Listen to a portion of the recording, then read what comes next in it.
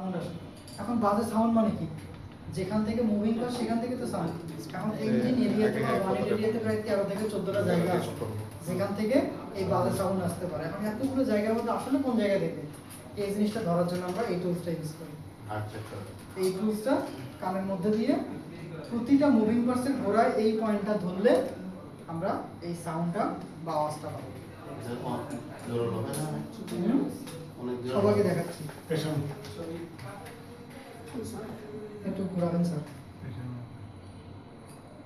ঘুরাইতে দেখেন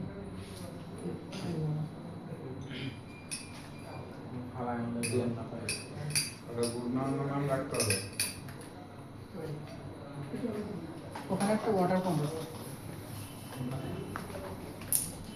আরেকটা water pump আছে এই টাইপের কিন্তু ছোট।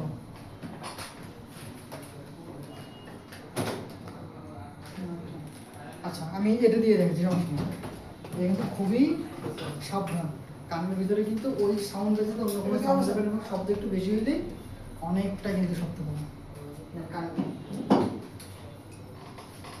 আমি যখন এটা ঘোরাবো এর যে মুভিং পার্টস এই বডিতে ধরবে।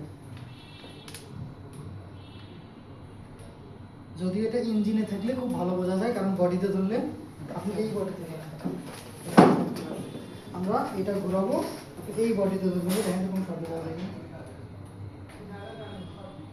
এবং এটা যখন ঘুরবে আমরা যখন হাত দিয়ে নাড়াচ্ছি, যখন হাতের একটা সাউন্ড হচ্ছে, এটা যখন ইঞ্জিনের টাইমিং বেল দিয়ে ঘুরবে তখন দেখবেন যে এখানে যে বিয়ারিং প্রবলেম, এটা কিন্তু বিয়ারিং এর সমস্যা। এই বিয়ারিং এর শব্দটা আপনি ধরতে পারবেন।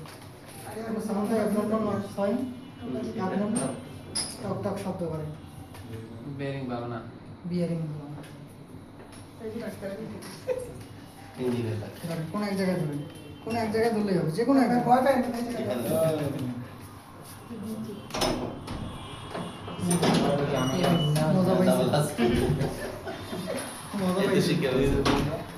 ওয়ান বাই ওয়ান ট্রাই করলে তো আজকে দিন চলে যাবে এটা।